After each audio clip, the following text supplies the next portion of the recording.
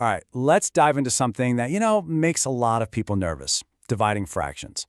If you've ever felt a little shaky with this, trust me, you are not alone and you are in the perfect spot. We're about to make this all click. Let's do it. So you've probably heard the rule, right? Keep, change, flip. It's a handy little trick for sure, but it can feel like some weird magic spell you just have to memorize, with no idea what it's actually doing. Well, today, we're not just learning the rule. We're going to pull back the curtain and understand the why behind it all.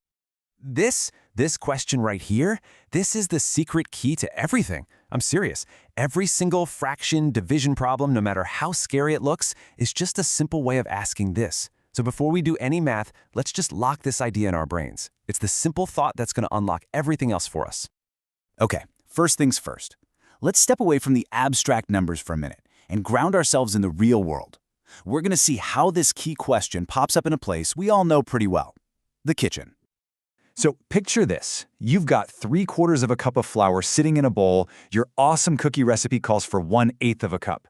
The real practical question you're asking yourself is, how many of these little 1/8 cup scoops can I actually get out of this big pile of flour? See? You're literally asking how many 1/8s fit into 3/4. That question is the division problem. All right, before we even think about shortcuts or rules, let's get visual. We are going to literally draw the answers to these problems. This is where you build that deep, gut-level understanding. This is where the aha moments happen.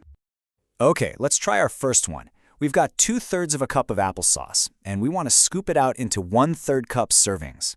So let's go back to our key question. What are we really asking here? We're asking, how many of those little 1/3s can we fit into the 2/3 that we have? And look at this. The picture makes the answer totally obvious. Imagine a measuring cup filled up to the 2/3 line. If you look at the 1/3 markings on the side, you can just count them. There's 1, there's 2. Exactly 2 of them fit inside that shaded area. It's not a calculation, it's right there in the drawing. The answer is 2. Simple as that. Okay, let's leave the kitchen for a sec and head to a running track. It's the exact same idea, just a different scenario. We have a total distance we're looking at, 3/4 of a mile, and we want to know how many 1/8 mile pieces fit inside that longer distance. A number line is perfect for this. We put a little dot on our total distance, 3/4 of a mile. Now let's start at 0 and just take little jumps of 1/8 at a time. Let's count them. 1, 2, 3, 4, 5, and 6 jumps. And we land perfectly on 3/4. Now this part is so important. The answer isn't a place on the line, it's the number of jumps it took to get there. The answer is 6. Okay, so drawing pictures definitely works. It's fantastic for really getting it, but let's be real, it can be a little slow if you have a bunch of problems to do. So now, let's put on our detective hats. We're going to become pattern hunters and see if we can discover a faster way to get the same answer. And, this is what math is really all about. Once you deeply understand the why of something, you can start looking for patterns to find a smarter, faster way to do it. We've built the understanding, so now we have totally earned the right to find a shortcut. Whoa, okay, check this out. On the left side, we have our division problems that we solved by drawing. On the right, look closely. 2 things have changed. The division sign is now multiplication, and the second fraction is flipped upside down. Now, look at the answers. Wait a minute. They're exactly the same. Every single time. This, my friends, is the pattern we were looking for. This is our shortcut. So that flipped fraction, it has a cool official math name, the reciprocal. So the reciprocal of 2/3 is just 3/2. The reciprocal of 1/6 is 6/1.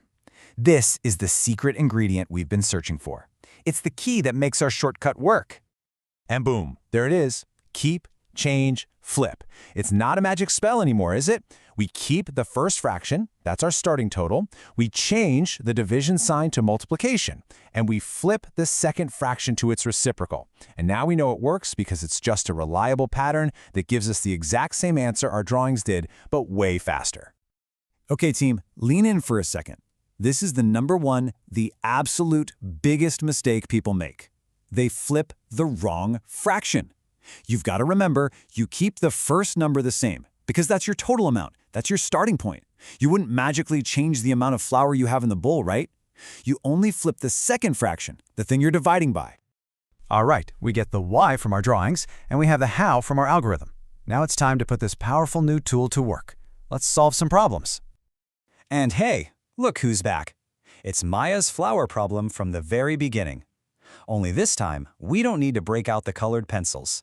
We have a much faster way to solve this. So let's set it up. The question is, how many 1/8 fit into 3/4?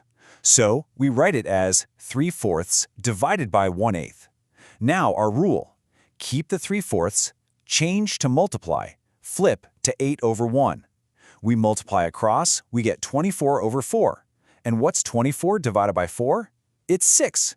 But 6 what? 6 recipes. You gotta have the label. Perfect. Okay, one more for the road, just to really nail this down.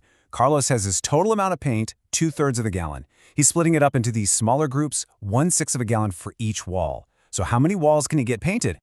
Same drill. Let's ask our question. How many 1/6 fit into 2/3? The setup is 2/3 divided by 1/6. Now the algorithm.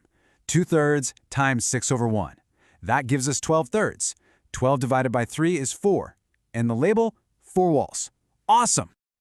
And just like that, look at the journey we've taken. We've gone from a rule that maybe felt like confusing magic to a process that we actually understand from the ground up. I mean, think about our path. We started with a real-world question, we used pictures to actually see the answer, and only then did we discover that powerful shortcut. And the whole time, our guide, our North Star, was that one simple idea. It all came down to just one simple idea, one core question that unlocked the whole thing. How many of this fit into that? That's the real meaning of division, and not just for fractions, you guys, for everything. You see, you didn't just learn a rule today, you learned how to find the meaning behind the rule.